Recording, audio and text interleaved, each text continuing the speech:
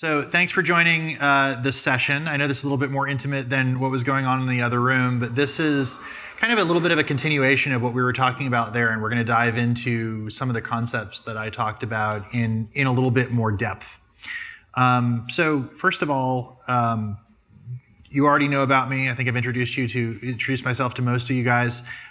Very high level, been involved in mobile all the way back to the late 90s, building apps, launching apps on various platforms, all the way from Brew and J2ME to the App Store and Play Store. Been working on GummyCube and ASO for the last 12 years. So literally when we started the company, we were Googling App Store optimization and there weren't results. Like, it was a term that was still being created back then. And so, first, what we really want to do is just kind of emphasize this is not SEO for apps.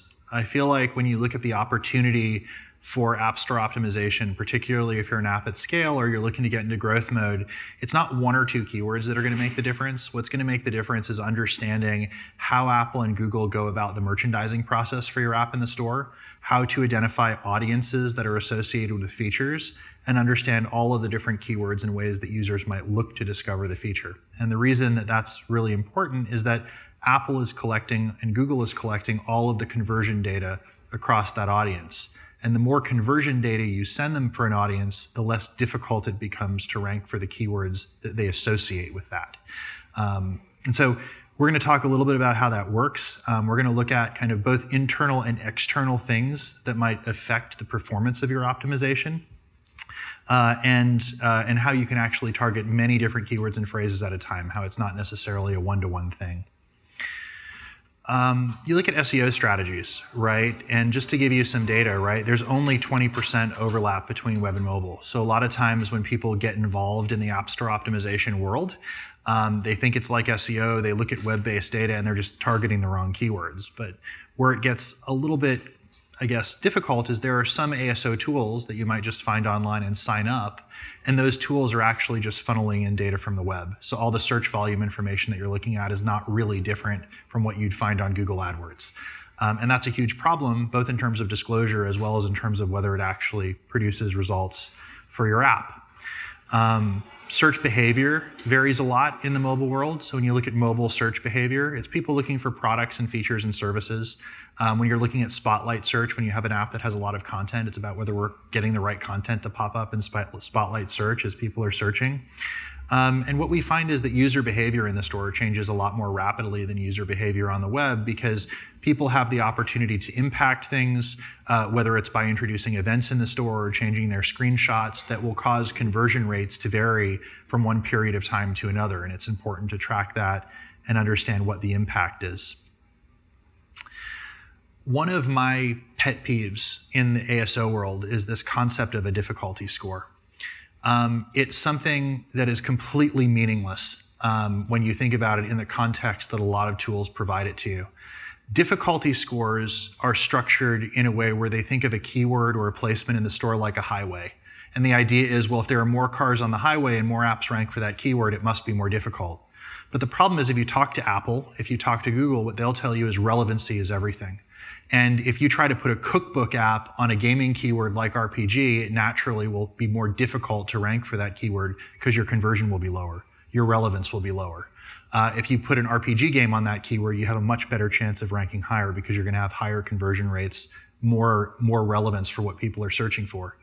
Anytime you're looking at an ASO tool or an agency, and they basically say, regardless of what app I'm looking at, the difficulty score for this keyword is the same, you know you have a serious problem and it's just not going to work out. They're thinking about it the wrong way. We think relevance is really important. We think relevance is important because if you go to Apple's website, they say it's important. And so that meant the most important thing for us was to figure out, how do we determine relevance? How do we determine the ways that Apple sees audiences in their store, Google as well, and how do we really optimize around those types of concepts? It's not popularity scores, I can tell you that. Apple Search Ads is a great platform.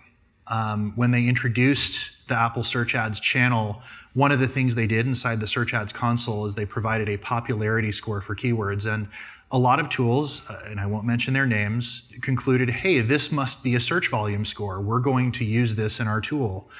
The problem is, it's not a search volume score. It's a way for advertisers to understand where there's available inventory on a keyword, right? And it's a way for Apple to get maximum fill rates across their network.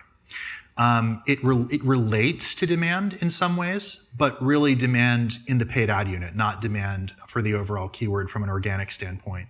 So while we look at popularity scores, we don't necessarily think that they're the determining factor for volume, especially when you look at organics and how that process works.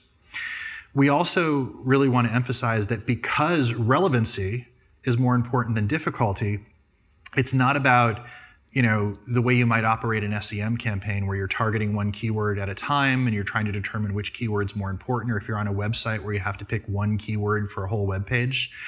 In the mobile world, the more keywords that you rank for, the better you are, because you end up sending more conversion data to Apple and Google, and that helps them qualify you as being relevant to larger audiences and reduces your difficulty over time. The other thing that I would emphasize is that when you realize you have the ability to rank for far more keywords than just the ones you target because of how Apple and Google merchandise you, you realize that you're actually missing out on a huge amount of volume. Because if you can rank for 2,000 keywords for your app and find a way to measure that and understand where you're appearing in the store every day, you can start to understand, oh wow, my brand is worth X, the keywords I'm targeting are worth Y, but there's this delta that's probably 50 or 60% of your volume, but you can't even track that with the tools that you're using. And the tools that you're using are probably not taking those keywords into account when they're telling you where your downloads are coming from, which are also estimates and not facts, by the way. And so that's just something really important to keep in mind. I always talk about how desirability shouldn't come at the cost of truth or accuracy, right? Every person in the mobile marketing world wants to know how many downloads they get for a keyword. Every person wants to know search volume per keyword. We know that. But Apple and Google don't give you that information. It doesn't exist. No tool has found a special way to aggregate that information. And so literally what tools are doing that try to provide you that data is they're taking the keywords you target, the stuff they know about. They're taking your total search downloads and they're comparing that with what they think their volume score is with a keyword. And they're stratifying those downloads across those keywords, completely ignoring the fact that if you're an app like Adobe Photoshop, you probably rank for 5,750 other terms that are definitely driving in some volume. So those kind of estimates aren't correct. And when we think about how to do ASO, especially at scale, it's about your footprint, right? The footprint's really important. One quick point, might be a little off topic, but it's relevant. I literally had a call with someone last week who brought this up. They received a message just like this on LinkedIn with someone who was offering to sell them targeted downloads on a keyword and boost their keyword rankings. Apple and Google don't allow this, right? If you buy incentivized installs targeted at a particular keyword, Apple and Google know you're doing that because they can actually see that unlike what happens in a normal world where your relevancy increases for a group of keywords with the same audience, when you're buying installs in this kind of black hat way, you have increased conversion on one keyword, but not the related terms. It's easy for them to flag, and it's easy for them to remove your app from the store and disable your developer account if they find that. These incentivized ad networks are not the way to go for ASO. Buying keyword installs shouldn't even be called ASO, right? It's something completely different. Paid and organic do have a relationship with each other, right? And so I talk about popularity scores and how that's not the right metric, and it's true. Any tool that's using popularity scores as its sole source of data for search volume is completely misdirecting you in the wrong direction. But there are relationships between Apple search ads and ASO. And what I mean by that is the clicks that you get in a search ads campaign, they count toward Apple's understanding of your relevancy. They can definitely influence how Apple might merchandise you through the store in different ways. You have to look at ASA and ASO kind of side by side to understand that, but they can help each other. The data that you get within the search ads console about your conversion rate per keyword, that's extremely valuable because the difference between an app that ranks number 3 for a keyword and an app that ranks number 1 for a keyword is a few percentage conversion points. And if you can A/B test that and find your way to improve your conversion, you're going to get better rankings on a keyword. And by the way, Apple, as I mentioned in the other room, if you were there, Apple and Google are actually not measuring your store listing conversion to determine your ranking. They're looking at your conversion on the keyword. And they're also considering the conversion on the related keywords where users are downloading the same types of products. And that's one way they're finding relevance. And it's also one way from an A/B testing standpoint, you can functionally make a difference.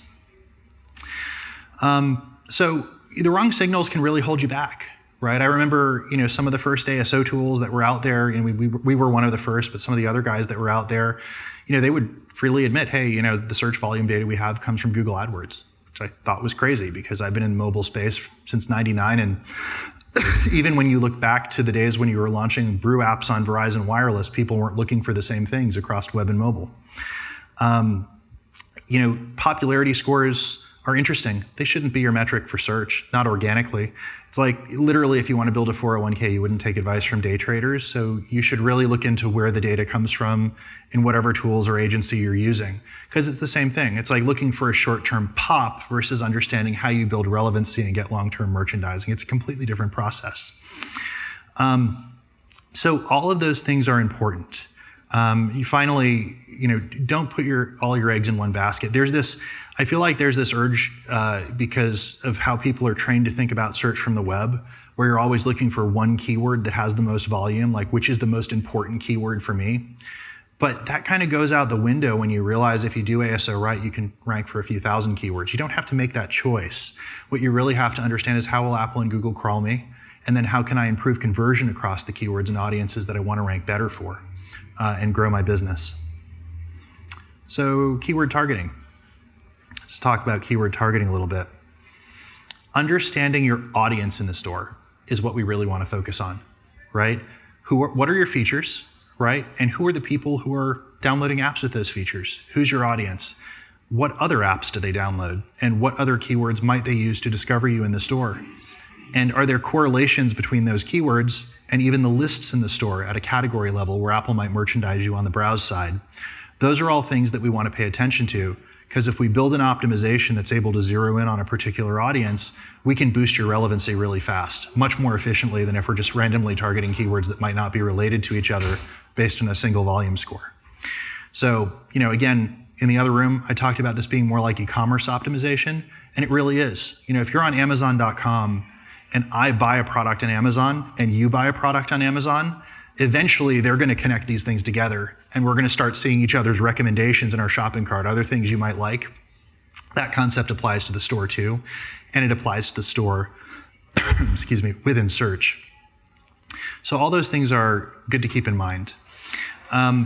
When you think about what you do with Apple search ads as it relates to ASO, A/B testing creative on different keywords is great. Custom product pages is really great. Understanding how you can measure conversion rate at a keyword level and start focusing on that to boost rankings is really, really important.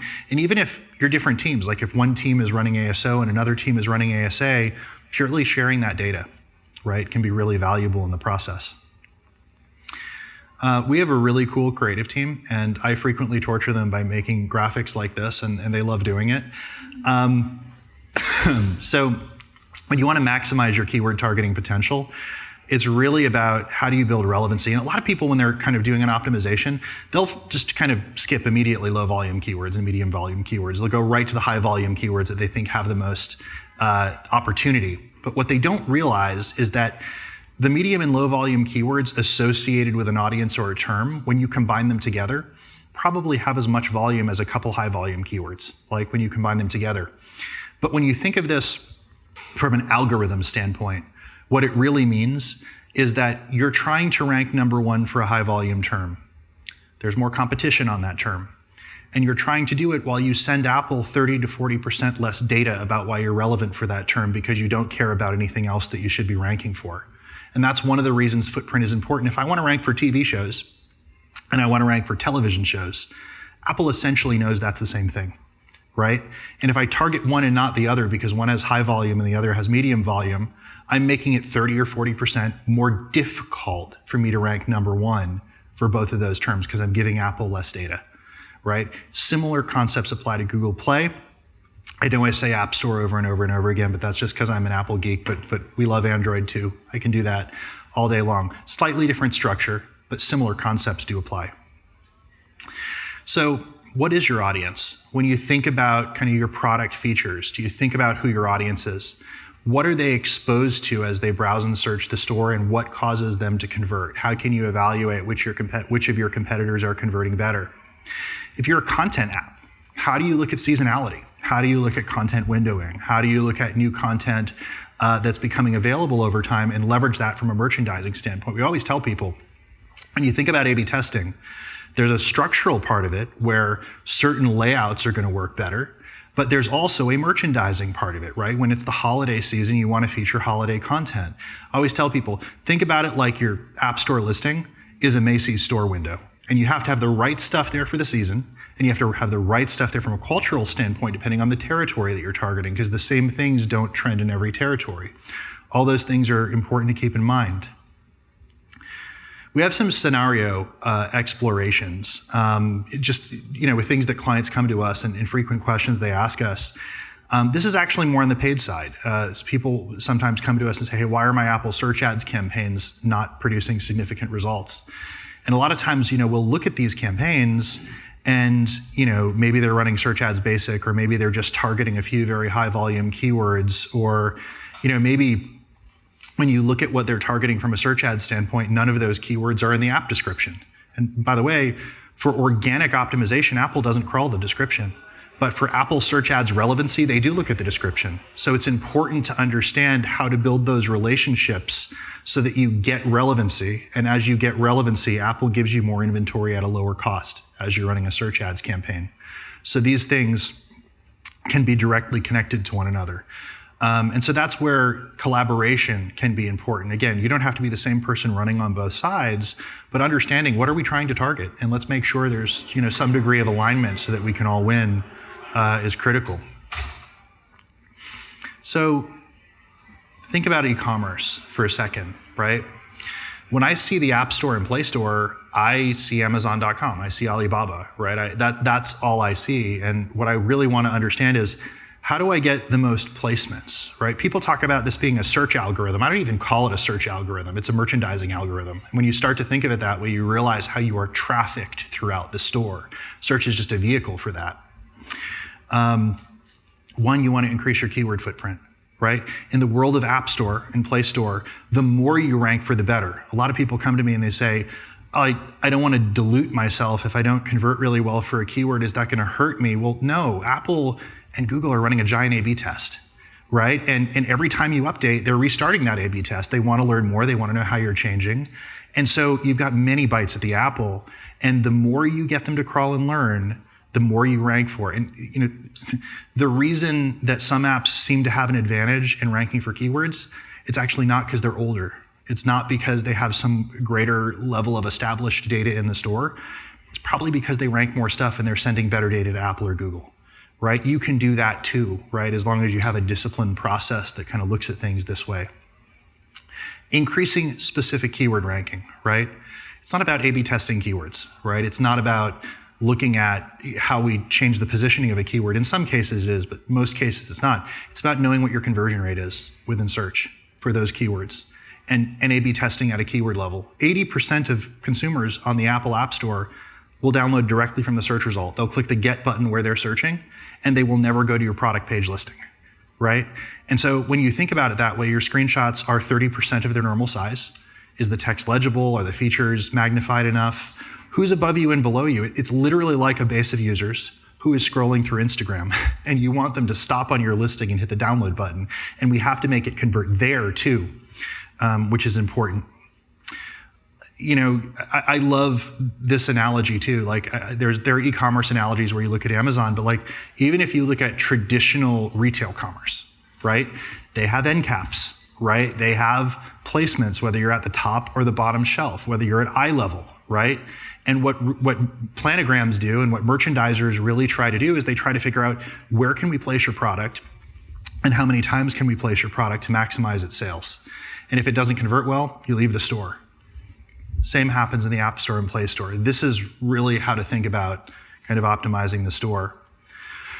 Apple and Google are completely different animals. I mean, a lot of people talk about this. They kind of inherently might know this, but Apple is like Amazon's one-click, right? They want people to convert anywhere. In fact, when Steve Jobs created the iTunes store, he licensed one-click from Amazon, right? That was a big controversy back in the day. And he did that because he didn't believe people should have to click twice. He didn't believe people should have to go to the store listing. Google being who they are, did the opposite thing and made our world more complicated. They wanted that old school e-commerce experience. That's cool, but it means we have to optimize in two different ways. And what we find is about 85% of the time, if the brand allows us to experiment with different creative in each store, we actually find different variants that work on Google Play versus the Apple App Store. And sometimes we even find variants where you find something that converts better in search and browse, and it converts differently on the store listing. And so that's one of the reasons when you're doing A/B testing, it's important to just pay attention to how each channel is converting, not just the aggregate, because you don't want to take down conversion in one channel while you push up conversion in another. There's a number of companies out there that offer platforms where you can kind of launch a fake app store listing and drive paid traffic into it. I won't mention their names. We have a platform if people want to do that we can use too. But the reality is that the idea that paid and organic traffic are the same, and if you launch a fake store listing, you can drive Facebook traffic to it, and somehow that result will translate when you deploy it into the App Store, is absolutely insane on so many levels. It does not work that way. And to some extent, it's a little self-aggrandizing. If that's the only platform you have to promote, of course you're going to say that's how you do it. But the reality is there are use cases for that. Like maybe you're launching a new app that doesn't exist in the store yet, and you want to get at least a baseline read on whether promoting one feature or another might convert better and have a lower cost of acquisition. Sure, you can gather some data doing that. That's useful, right? But for an existing app in the store, you need to define, do I want to optimize one paid channel, all my paid channels, or do I want to optimize organic? And then you have to be using the right tools to do that and understand how to do the readout. So in terms of keyword problems and kind of the other scenario that we get from a lot of folks, so clients often come to us saying their keywords don't improve their visibility or they're not getting a lift from their keywords. And I always tell people, if you're a really big app, changing one or two keywords isn't going to make a difference. That doesn't make sense. What you really have to do is understand how to influence Apple and Google to merchandise you every month. So when you update your keywords and metadata, Apple and Google actually crawl you for about 3 to 4 weeks, and then their learning period stops, right? That's where they stop A/B testing. What you want to do is you want to understand with each A/B test they run, which each 30-day period they go through, how did they merchandise you? Where did they think you converted better in the store? And what does that mean in terms of the audiences and concepts that converted better? And then you want to push on those ropes to get merchandised more each time you update. It's not that you're going to lose the keywords that you don't target or change out. It's that as long as you build relevancy in these directions that are similar, you're going to expand over time. That's how you get an app like Photoshop to 6,000 keywords, right? Not instantly, but it happens over time, right? So that's pretty important. By the way, when you don't update your store listing, Apple and Google actually demerit you relevancy points. They value content that is newer over content that is older. So like if you don't update your store listing for 6 months, it's the equivalent of Apple's algorithm saying, hey, you're Macy's and you're selling winter coats in the summertime. And it doesn't pay attention a lot to like what's there from a creative standpoint. All it knows is that it's a little bit stagnant and it's been a while. Right? And so that relevancy thing, where all those clicks and conversions really matter in terms of making your campaigns and your ASO better, it also is impacted by whether you're even updating the content on your store listing, which is important. One other thing, there's a point here that's poorly timed updates and indexation. Sometimes I hear something that I think is absolutely ridiculous. I hear people say we're A/B testing a keyword. And I think that's honestly, it's the freaking stupidest thing I've ever heard, because you don't A/B test keywords, right? You launch keywords, you see how they index. If they index well, you expand indexation around those kind of terms. And as you evolve, Apple's going to keep you merchandised there over time. You're not choosing one keyword over another. And the more you make those kind of knee-jerk reactions, the more your app is going to be limited to maybe ranking for a few hundred terms, and you're just going to suffocate because your competitors are ranking for a few thousand. Right? And so that's just really important to keep in mind. Also, we want to align messaging. A lot of people don't associate conversion optimization and keyword optimization together. And most of the time, that's because you're dealing with these companies that either offer an app intelligence tool or an A/B testing tool, but they don't do both. And without doing both, you're going to suck. Right? You've got to be able to improve conversion at a keyword level. You've got to be able to get the conversion people to talk to the search people. And you've got to understand not just the overall impact on conversion, but what it's doing to you or Apple and Google merchandise you. These things go hand in hand. That's one of the reasons Apple spent so much time thinking about product page optimization, and they did custom product page listings, because they know intent is different across different keywords. So finally, one thing that I wanted to talk about is actually PPO and CPP, because it's amazing that Apple has introduced these new features, but they do have challenges. I feel like PPO and CPP are going to get there, but it is a first-generation Apple product, and you probably don't want to buy the first-generation new laptop. You probably want to wait until the next one because of the keyboard thing. You remember all that. We all do. So, just some things to keep in mind, right? So, when you think about the strategies to help acquire users, right? At every part of the app lifecycle, you want to iterate and test, right? Pre-optimization and pre-launch, you can test. We have people that are A/B testing before they launch a product. Some game developers, they go and they experiment with new games ideas before they launch them on platforms like SplitCube. And you want to also test through post-launch and maturity. And a lot of people say, well, my app is already big, and like what room for growth is there? Well, what a lot of people don't realize is Apple is recalculating your conversion rate every 24 hours. And so as your competitors run A/B testing, and as they do their own experimentation, if their conversion rate exceeds yours, you're going to get pushed down in the rankings over time. So you always want to be learning. That's one of the reasons the merchandising part is so important. It's one of the reasons that seasonality and content is so important within screenshots and creative, because you want to remain appealing. You want to remain fresh, and maintain the advantages that you have. So, you can do conversion optimization. CPP lets you target specific keywords. What we're always doing with partners is we're saying, okay, well, we're using DataCube to understand the relevant audience behind a keyword. We're looking at the competitors specifically for that audience, then we're optimizing product pages targeted toward those features or those types of content so we can really drill down on experimentation. With PPO, you get to test screenshots, you get to test promotional text, you can test icons. With custom product pages, even though you can have a new custom product page for different features and different keywords and different channels, you can't A/B test a custom product page. You almost have to launch two and then divide your traffic and see which one works better. So it doesn't work the same way across these things. And as a lot of people have found out, platforms where you drive traffic haven't caught up to the URL structure with Apple's custom product page. So like you want to drive Facebook traffic to a custom product page, you can't, because it's not a normal looking iTunes URL, right? So there are ways that you have to kind of get around that we've discovered. Things that it can't do. So there are some limitations, particularly for global apps, which are just important to know. So one, you can only run one test at a time. Icons are tied to your binaries, so you do have to do a release in order to take advantage of icon testing. And there's virtually no metadata testing. And so metadata testing is still limited to kind of what you can do on Google Play. Fortunately, if you think of A/B testing and metadata in that context, obviously metadata is for keyword optimization, but the way you position, right, and the way you have your value propositions in your text can affect conversion. And so you can learn there a little bit kind of what language is better. Google Play is still the better platform to A/B test those kind of things. It's not fully customizable. Like I said, there are linking limitations on the CPP side. You can test small segments of traffic. There are also issues around global versus local, right? So like when you're running an A/B test on Apple, you have to target the whole audience. They don't let you segment by territory yet and things like that. And that's really important because obviously if you're A/B testing screenshots, you're not going to get the same conversion in Japan that you would in the United States for a particular creative look and feel.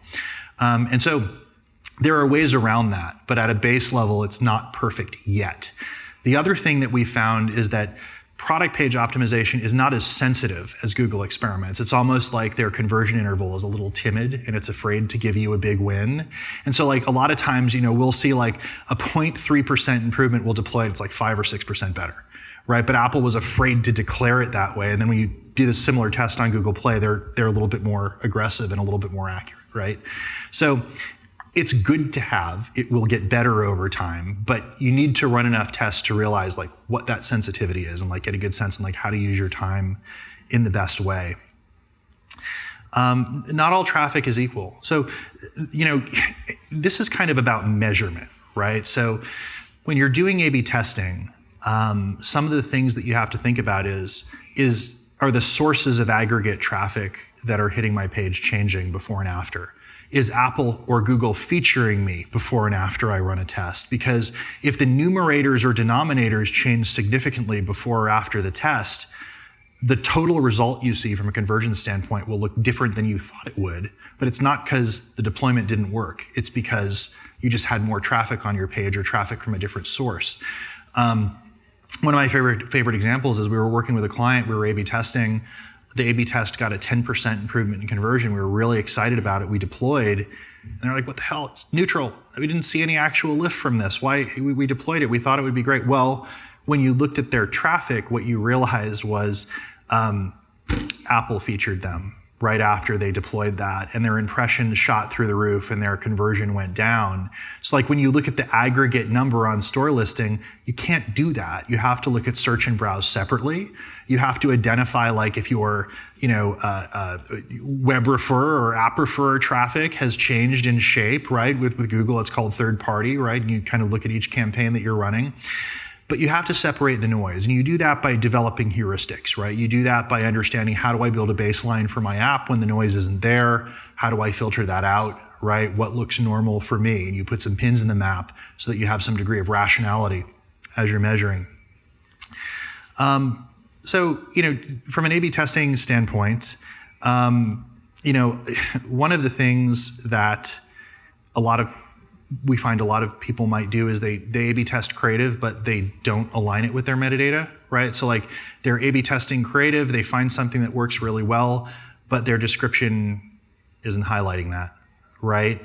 And so you end up with an A/B test that works really well, but when you start sending a lot of traffic into a store listing and then you update that, you don't have alignment between metadata and creative, and all of a sudden your relevancy changes. Right? All of a sudden you see rankings change because that alignment changes. So we always want to build an A/B testing strategy with partners that aligns with a roadmap of what we might want to do on the metadata side. So no matter what happens as we're running testing and as we're doing deployments, users don't have like this jarring experience where they see an image but then they can't read about it, right? You want to make sure these things are somewhat aligned.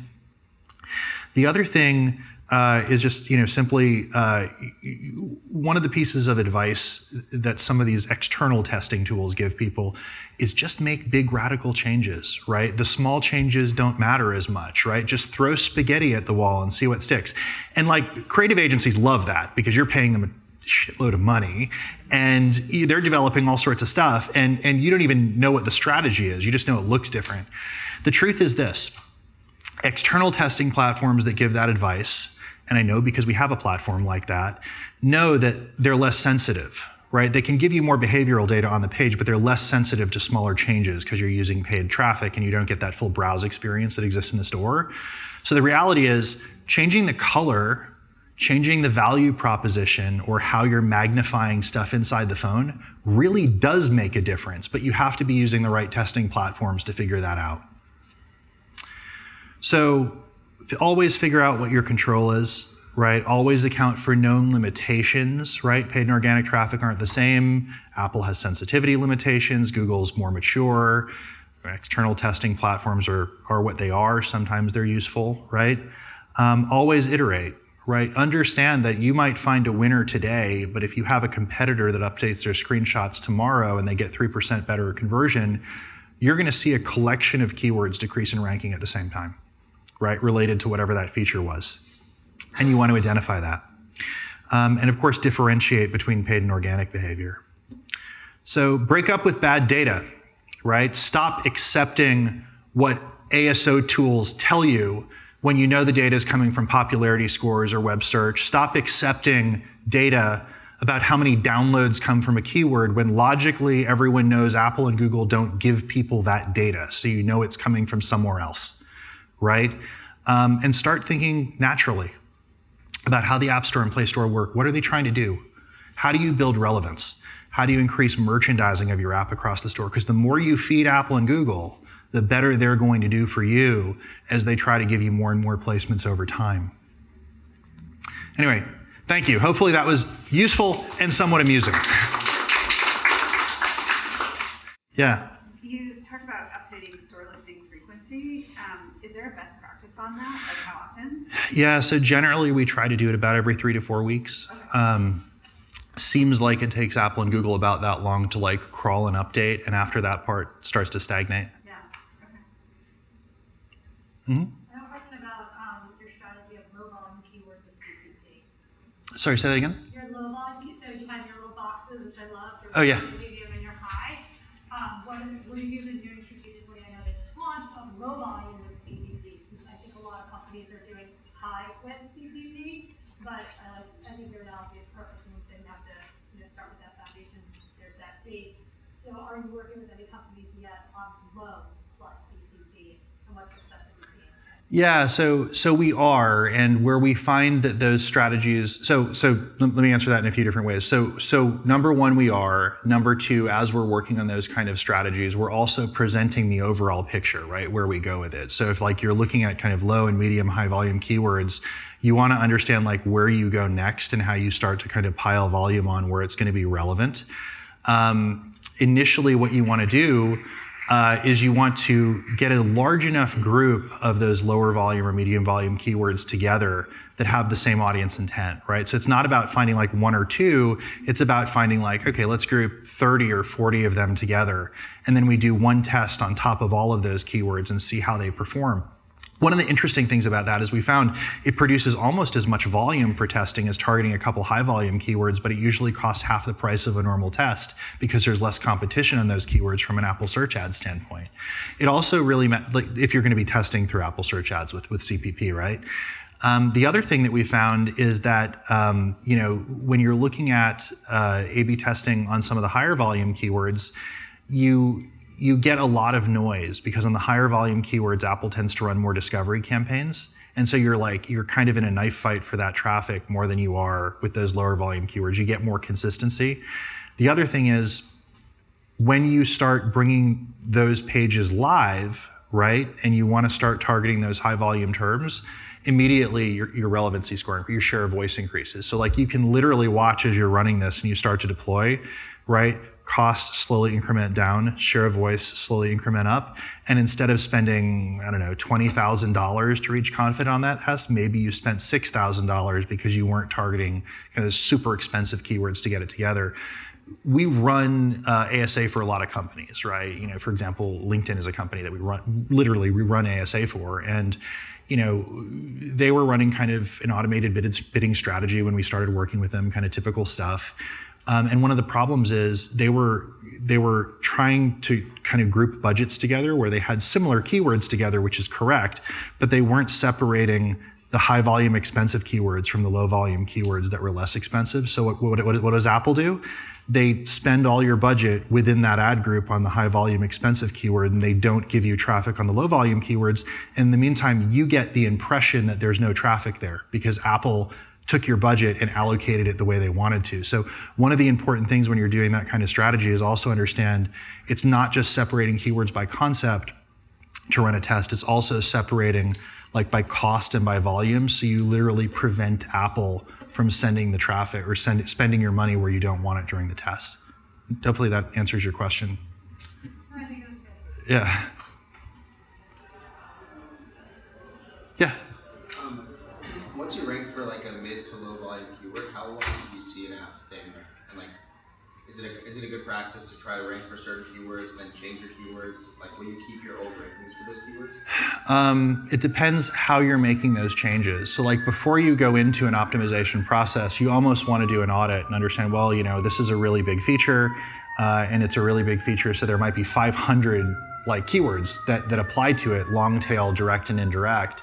And you almost build like a food pyramid, right? And so you understand, as you optimize, you start with the keywords that are going to be easier to rank for, that are going to be easier to test on, lower cost.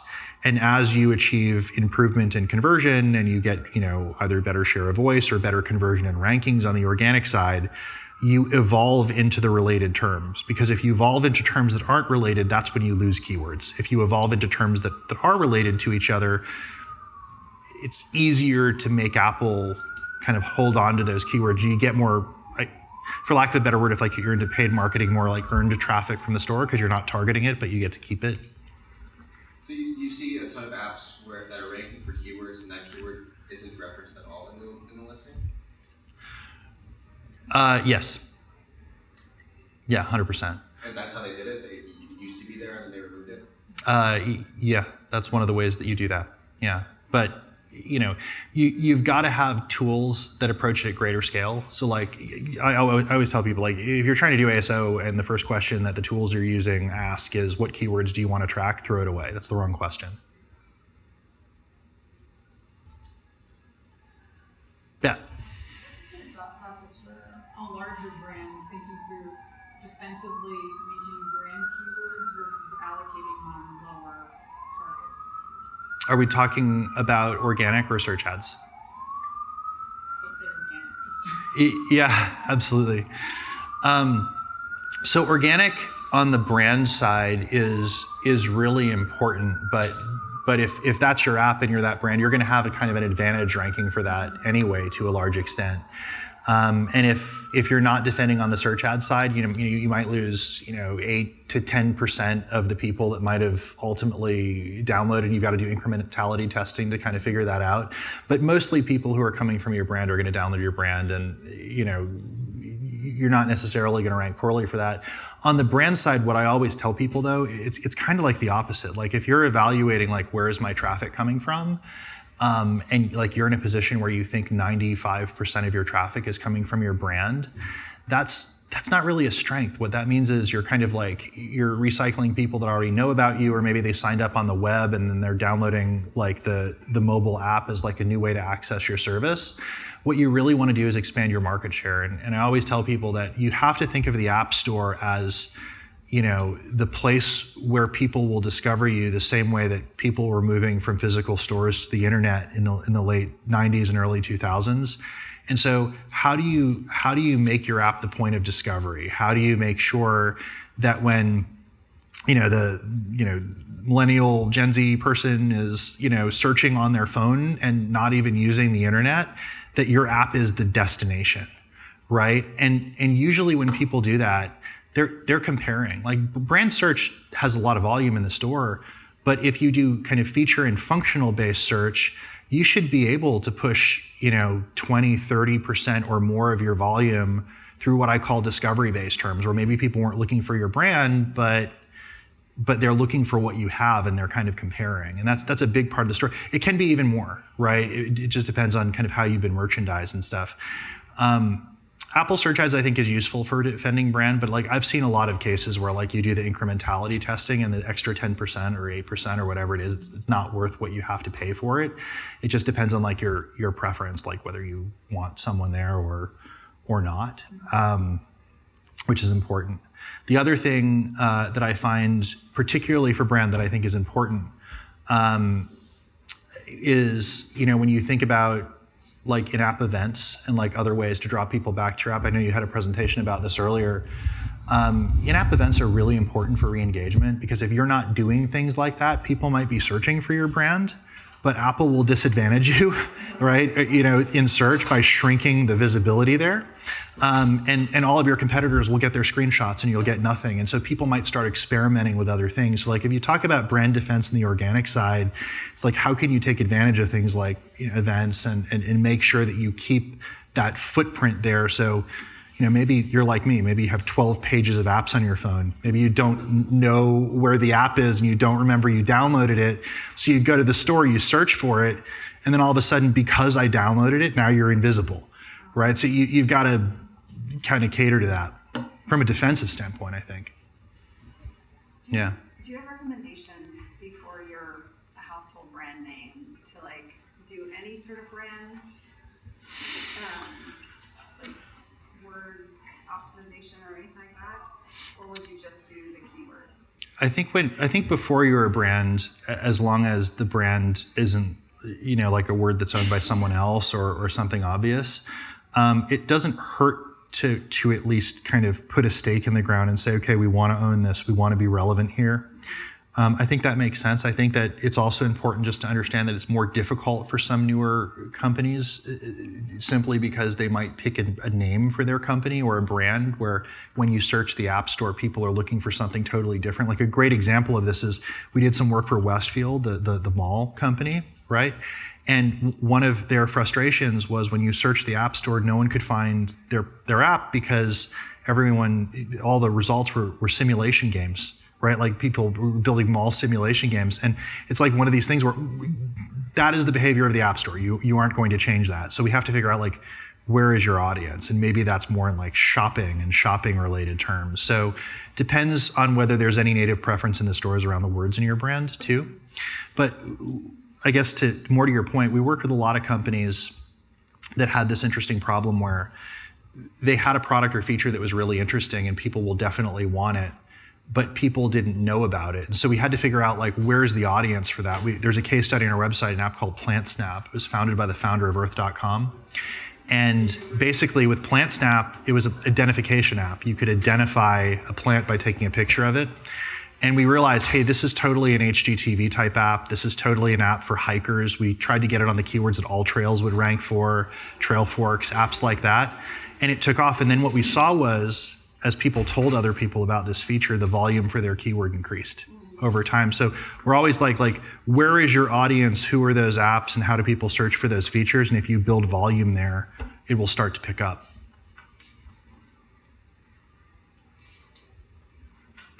Cool. I probably really exceeded my time, but I really appreciate your all time. Thanks.